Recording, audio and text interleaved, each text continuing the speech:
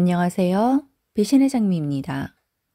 오늘은 배운 거 없이 맨손으로 아버지를 대신 가장의 역할을 해온 사연자분이 선녀 같은 아내를 만나게 되었고, 뒤늦게 자신은 몰랐던 아내와 어머니, 동생들 간의 분란을 알게 되어 늦었지만 모든 상황들을 교통 정리해 버렸다는 사연. 지금 시작합니다. 저는 참 아내에게 나쁜 남편입니다. 꽃다운 예쁜 나이에 아내를 만나 행복하게 해주겠다고 약속을 했지만 정작 사는 게 힘들어 먹고 살기 바빠 아내가 제 곁에서 어떻게 살아오고 있었는지 알지 못했었습니다. 그만큼 전 무딘 사람이었고 아내는 제가 집을 신경 쓰지 않아도 되게끔 집안을 그리고 자신의 주변을 챙기고 있었던 거였지요. 전 일찍이 아버지를 여의고 어려서부터 집안의 가장 역할을 해왔었습니다. 그 시절 우리 집도 주변 다른 집들도 그리 여유 있는 집들이 없었습니다. 아버지가 벌어오는 돈으로 저희 집은 하루하루를 보내었었지요. 저희 아버지는 참으로 성실한 분이셨습니다. 큰 돈을 벌지는 못하셨지만 비가 오나 눈이 오나 가족들 생각만 하며 매일같이 일을 하셨지요. 그런 아버지 덕에 저희 남매는 육성회비를 밀리지 않고 낼 수 있었지요. 국민학교 6학년 때 아버지가 제게 그러셨었습니다. 육성회비 걱정 같은 건 아버지가 할 거니 저는 그저 중학교도 고등학교도 열심히 다니며 공부하라고요. 아버지의 그 말씀이 너무 든든했었습니다. 당장 중학교 진학도 어려워 고민하고 있는 친구들도 있었는데 저희도 넉넉한 형편은 아니었었지만 아버지께서 육성회비 걱정 없이 공부만 열심히 하라고 해주셨으니까요. 그런 아버지를 실망시켜 드리고 싶지 않아 저는 정말 열심히 공부를 했습니다. 그리고 아버지가 출근하신 시간에는 아버지를 대신해 어머니를 도와드렸고 동생들을 챙겼었습니다. 그런데 중학교 입학을 3주 남긴 어느 날 아버지가 돌아가셨습니다. 우리 가족 중 그 누구도 아버지와의 헤어짐을 예상하지 못했었어요. 지금 생각해보면 심장마비였었던 것 같습니다. 퇴근길에 길에서 갑자기 쓰러지셨던 아버지는 그 길로 눈을 뜨지 못하고 돌아가시게 되었던 거였습니다. 하루아침에 든든한 남편을, 아버지를 잃은 우리 가족은 너무 슬펐고 힘들었고 하늘이 무너지는 고통을 느꼈었습니다. 하지만 마냥 슬퍼만 할 수 없더군요. 아버지 장례를 치르는데 어느 어른이 제게 그러십니다. 이젠 제가 집안의 기둥이라고요. 어머니도 지키고 동생들도 모두 제가 챙겨야 한다고요. 그러고 보니 정말 그랬습니다. 이제 우리 집에 남자는 저 하나였고 어딘가 심히 아픈 건 아니었지만 체력도 약하고 건강치 못한 어머니도 지켜야 하고 여동생 둘에게도 오빠이자 아버지가 되어야 한다는 생각이 들었습니다. 저희 집은 가난한 편이었기에 아버지가 제 앞으로 모아놓은 중학교 등록금은 아버지의 장례 비용으로 써야만 했습니다. 어머니는 아버지의 장례 비용을 지불하는 날 아버지를 떠나보내며 울었고 절 중학교에 진학시키지 못하게 되었다며 한 번 더 울었었습니다. 어머니의 눈에서 눈물이 흐르고 제 마음에선 뜨거운 무엇인가가 흐르고 하늘에서 진눈깨비가 내리던 2월 초의 그날 50년 전이지만 아직도 그날이 어제처럼 생생해 그 감정들에 목이 따가워 옵니다. 어머니는 어떻게든 육성회비를 마련해 보겠다며 제게 중학교에 진학을 하라고 했지만 고작 14살인 제가 생각을 해봐도 그건 말이 안 되는 상황이었기에 전 어머니에게 괜찮다며 웃어 보였습니다. 그리고 어머니의 손을 잡고는 이제는 내가 아버지의 역할을 해야 한다고, 나도 나이지만 동생들 키우고 가르치려면 내가 일을 해야 한다고, 나 하나가 일을 하면 동생들 둘이 학교를 다닐 수 있지 않냐고 했습니다. 어머니는 그런 제게 미안하다며 우셨고 어머니의 눈물에 마음이 자꾸 약해져 앞으로 우리 넷이 강하게 살아나가야 하니 오늘까지만 울고 일어서자고 했습니다. 그렇게 저는 14살에 사회로 나왔고 무엇을 해야 할지 몰라 무작정 우유 보급소로 가 일을 시켜달라고 했습니다. 그날로 전 우유 배달 일을 시작했고 그때부터 해서 안 해본 일이 없이 어른들 사이에서 치열하게 살았습니다. 어리다고 일을 시켜주지 않으면 누가 봐도 어린데 나이를 올려 말하고는 어른인 척 행세를 하기도 했고 기껏 일하고 말도 안 되는 핑계로 월급을 떼이고 두들겨 맞고 쫓겨난 적도 있었습니다. 그래도 힘들다고 억울하다고 일을 하지 않을 수 없었습니다. 아픈 어머니가 계셨고 저만 바라보는 두 여동생들이 있었으니까요. 죽자 사자 일을 했습니다. 그렇게 한 푼 한 푼 벌어서 매일의 끼니를 때웠고 동생들 교복을 사주었고 육성회비도 주었습니다. 제 손에 굳은 살 베기는 건 괜찮았어요. 아버지 손은 저보다 더 했었으니까요. 연애도 결혼도 모두 제게는 사치였었기에 바라지도 않았고 제 일이 아니라고 생각했습니다.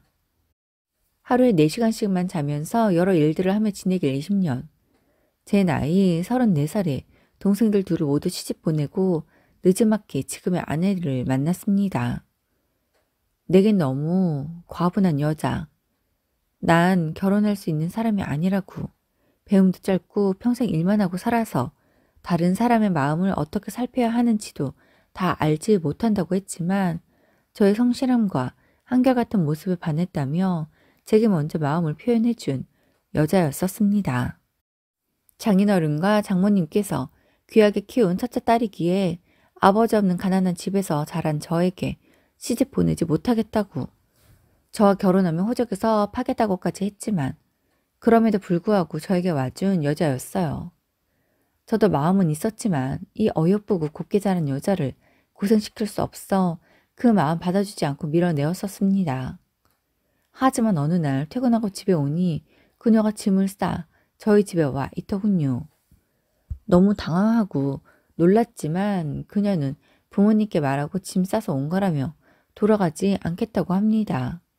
이제는 돌아가도 쫓겨나기 밖에 하지 않는다면서요. 참 난감했습니다.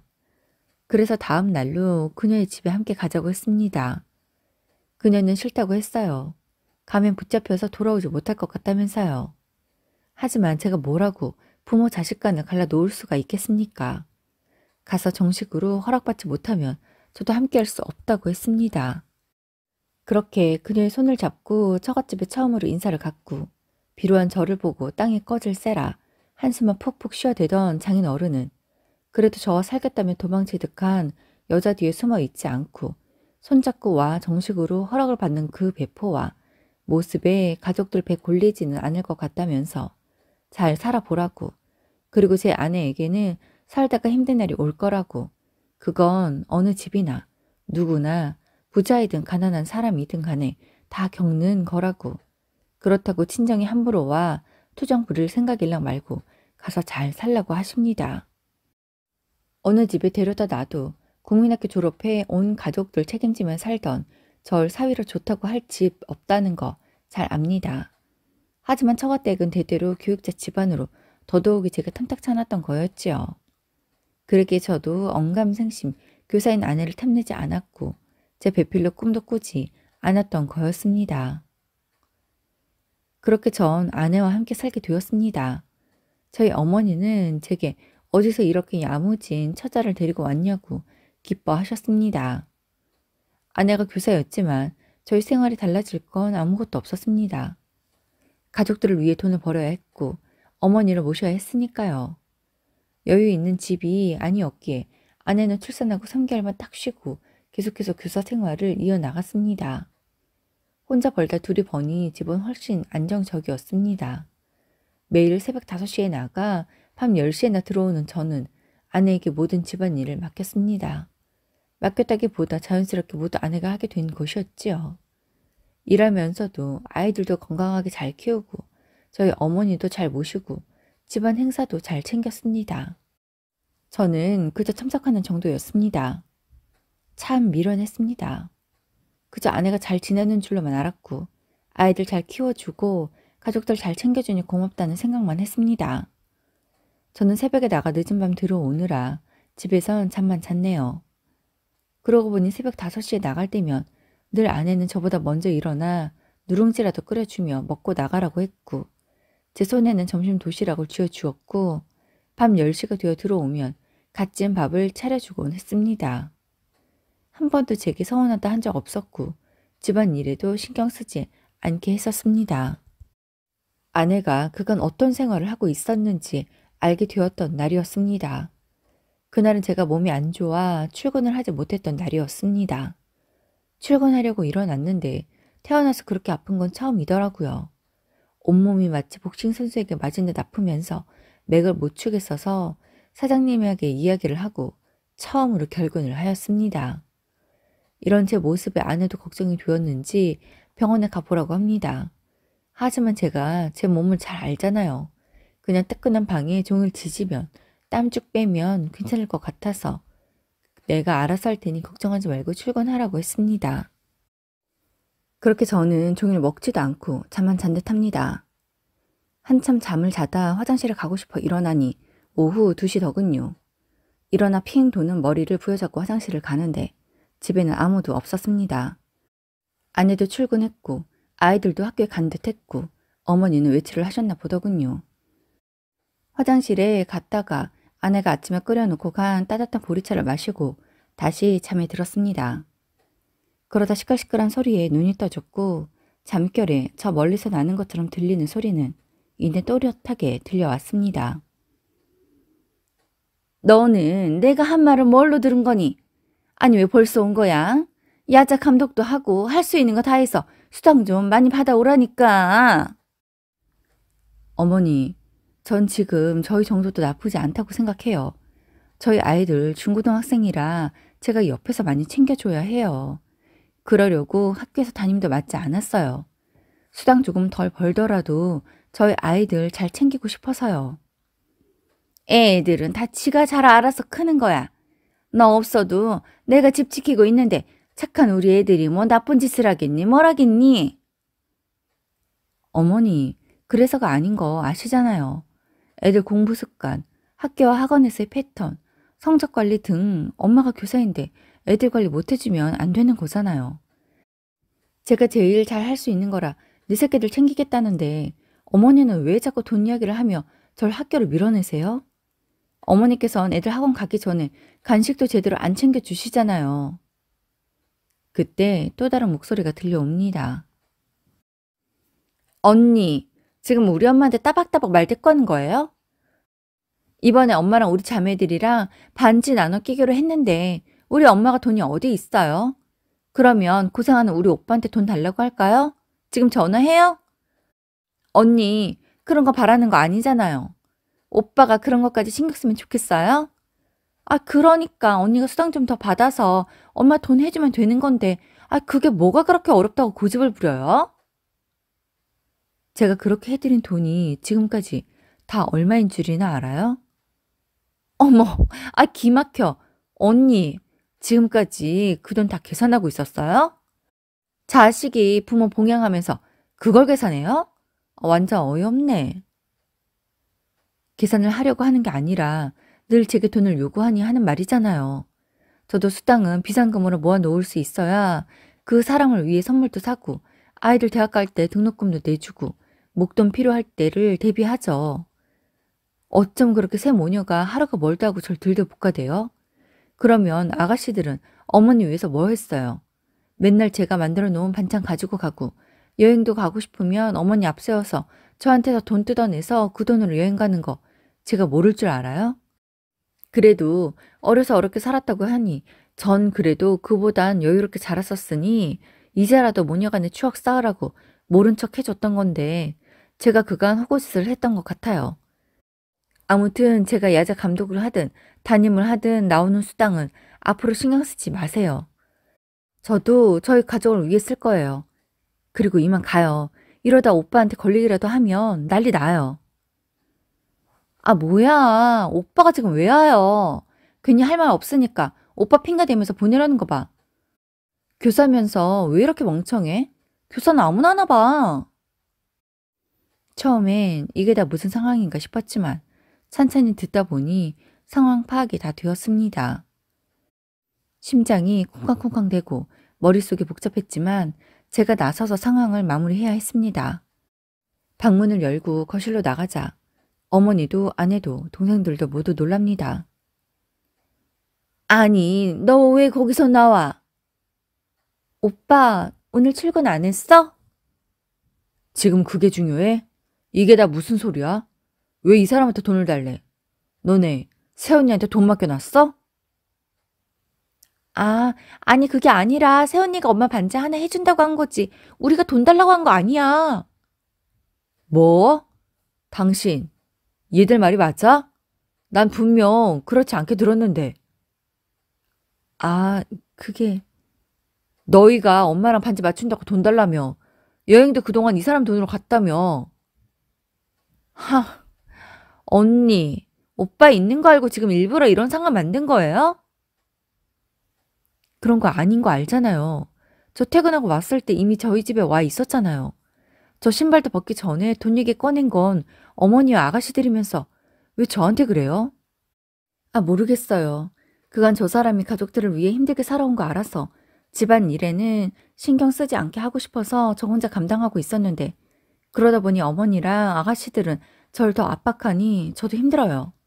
이 사람에게 알리려고 한 게 아닌데 덕분에 모두 알게 되었으니 저도 더 이상 감추지 않아도 되어서 속이 시원하네요. 그러자 어머니가 혈압이 오르는지 뒤로 쓰러지셨고 그 모습에 순간 아수라장이 되었습니다. 저도 놀라고 모두가 놀랐지요. 어머니의 그 모습에 첫째 여동생이 제 아내의 머리를 잡아 뜯으며 언니 때문에 엄마가 쓰러졌잖아요. 어쩔 거예요? 엄마 이대로 돌아가시면 내가 너 죽일 거야. 알겠어? 라고 합니다. 아내는 동생의 그 말에 매우 놀란 듯 했고 제 아내를 때리려는 듯 손을 올리는 동생을 맞고 뺨을 한 대 때려줬습니다. 그러자 동생이 놀라 헉 하는 소리를 내었고 쓰러진 줄 알았던 어머니가 벌떡 일어나시더니 어디 동생에게 손찌검이냐며 난리십니다. 그러면서 이래서 집에 여자가 잘 들어와야 하는데 내가 그간 오냐 오냐 하고 두었더니 저게 중간에서 결국엔 남매 사이를 갈라놓는구나 라고 하십니다. 그래서 어머니, 정말 어머니에게 실망이에요. 지금까지 이 사람 한 번도 싫은 소리 없이 살림 다 도맡아 하고 어머니 살피고 애들 키우고 돈도 벌어오고 다 했잖아요. 뭘 그렇게 못했다고 그러세요? 그러면 어머니가 하지 그러셨어요. 며느리 보고 살림에 손도 안 대놓으시고 뭐가 그렇게 못마땅해요? 저한테 벅찬 여자예요. 이 대단한 여자가 저 하나 보고 시집 와서 결혼식도 못 올리고 평생을 이러고 살고 있는데 고맙지도 않으세요? 그리고 너네도 그러는 거 아니야. 새언니는 둘째치고 내가 너희에게 어떻게 했는데 너희 뒷바라지 하느라 보잘것 없어진 날 보듬어준 이 사람한테 어떻게 이렇게 할 수가 있냐. 진짜 실망이다. 지금까지 내 어머니와 내 동생들이 아내에게 이랬다는 걸 모르고 살았다는 게 정말 너무 미안하고 이런 내가 너무 싫고 비참하다.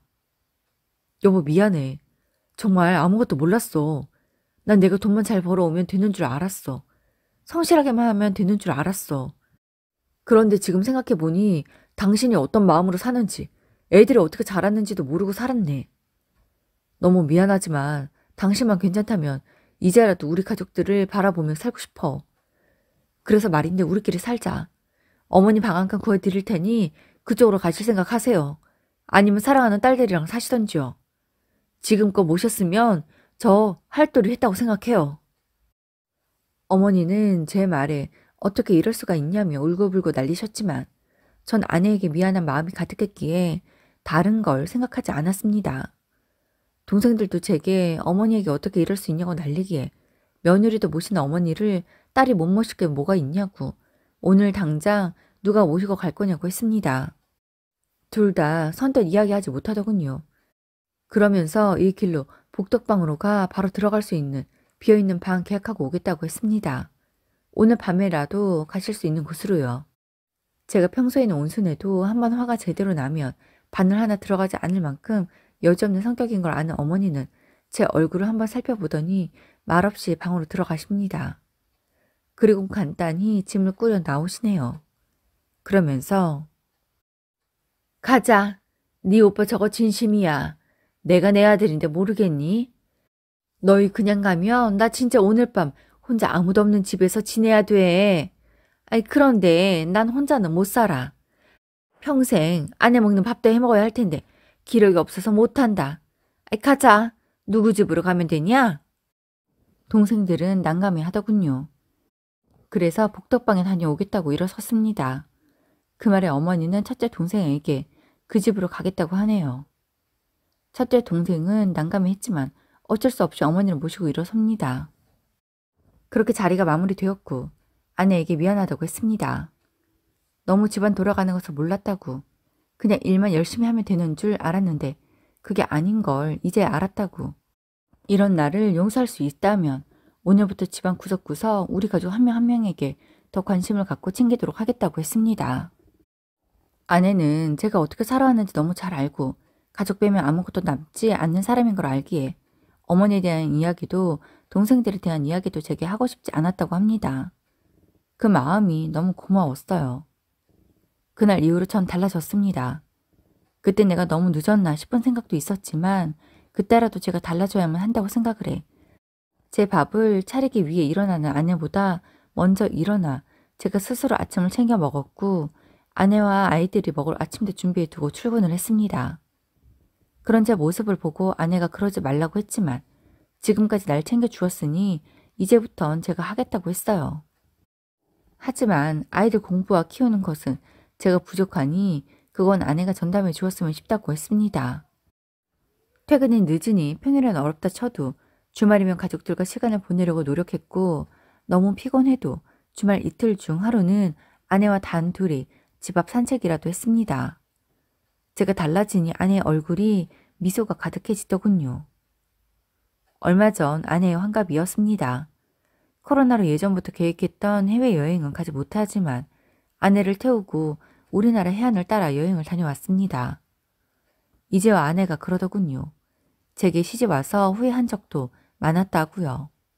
자신이 왜 이런 고생을 사서 할까 싶었답니다. 하지만 장인 어른이 저희 결혼을 허락해 준 날 하셨던 말씀이 떠올라 다 포기하고 싶어도 본가로 돌아갈 수가 없어 버티고 버텼다고 합니다. 그 시절들을 버텨주어 너무 고맙다고 했습니다. 지금 어머니는 치매로 요양원에 계십니다. 치매인 것을 알자마자 동생들이 바로 어머니를 모시고 가라고 난리더군요. 하지만 치매 가족을 모시는 게 얼마나 힘든지, 그리고 그게 누구의 몫이 될지 뻔히 보이기에 요양원으로 모셨습니다. 이제 어머니의 날들이 얼마 남지 않은 것 같습니다. 어머니 가시는 그날까지 아들로서 종종 찾아뵙고 가시는 그 길 편안하게 모시려고 합니다. 그리고 어머니 떠나는 그날 동생들이 혹여라도 아내에게 도가치는 말과 행동을 한다면 그땐 정말 용서하지 않으려고 합니다. 하지만 제가 우려하는 그 일들이 일어나지 않기만을 바랄 뿐입니다. 오늘도 함께 해주셔서 감사합니다. 지금까지 배신의 장미였습니다.